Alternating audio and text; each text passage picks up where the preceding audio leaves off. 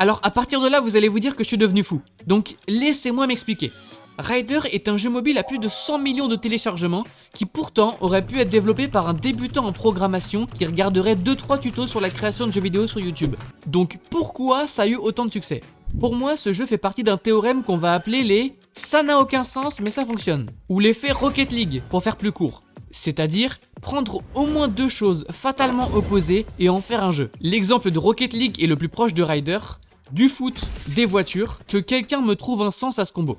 Et bah avec Ryder c'est pareil, c'est des voitures qui font du platformer à la Sonic.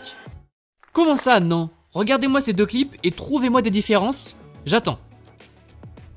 Bon, c'est bien beau d'avoir compris ça mais ça nous avance peu. Et c'est là qu'un second théorème intervient. Le théorème de « Tiens, ça fait longtemps que j'ai pas joué à ce jeu, go le relancer » ou le nom plus simple de l'effet Clash of Clans. Ryder et Clash of Clans c'est deux jeux où tu fais une pause de 11 mois mais le 12e tu te rappelles de son existence. Ça marche aussi bien avec la fameuse période Minecraft où tout le monde se crée un serveur qu'il va abandonner un mois plus tard et en recréer un l'année d'après. Ryder c'est un jeu en soi très simple mais c'est tant mieux. Pendant toute mon enfance j'y ai beaucoup joué notamment parce que j'ai jamais eu de 4G sur mon téléphone donc j'ai joué à des jeux sans connexion une bonne partie de ma vie. Mais aussi parce que c'était un moyen rapide, simple et gratuit de prendre du plaisir de manière casu ou compétitif avec tes frères, tes sœurs, tes potes etc. etc.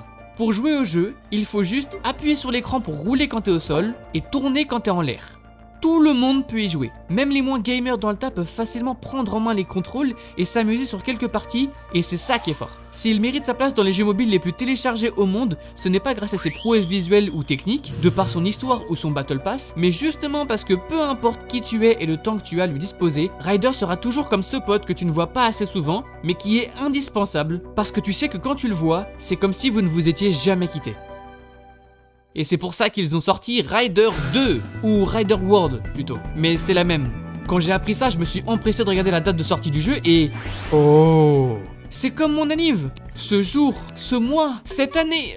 ouais non, pas ça. Tout était lié. Je me devais de tester ce nouveau jeu et le juger pour voir s'il mérite l'enfer ou s'il a le potentiel de devenir le meilleur jeu mobile de sa génération. Alors tout d'abord, petit tips, quand tu vas sur Ryder, désactive ton Wi-Fi et tes données mobiles, comme ça nos pubs, nickel. Mais ça c'est un classique. Ensuite, bon, à part les graphismes du jeu améliorés et la physique du jeu un peu moins pétée, ça mériterait au moins d'avoir de la nouveauté. Il y a 3 différents mondes. Le classique, celui que tout joueur de Ryder 1 connaît.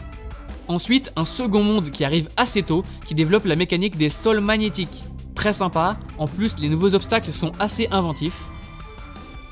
Après, pour le dernier monde, il se débloque bien plus tard. J'ai mis pas mal de temps à le débloquer, et ce monde est un sale bordel. À coup de zones gravité inversées qui peuvent changer de sens si t'appuies sur un bouton, et des canons partout.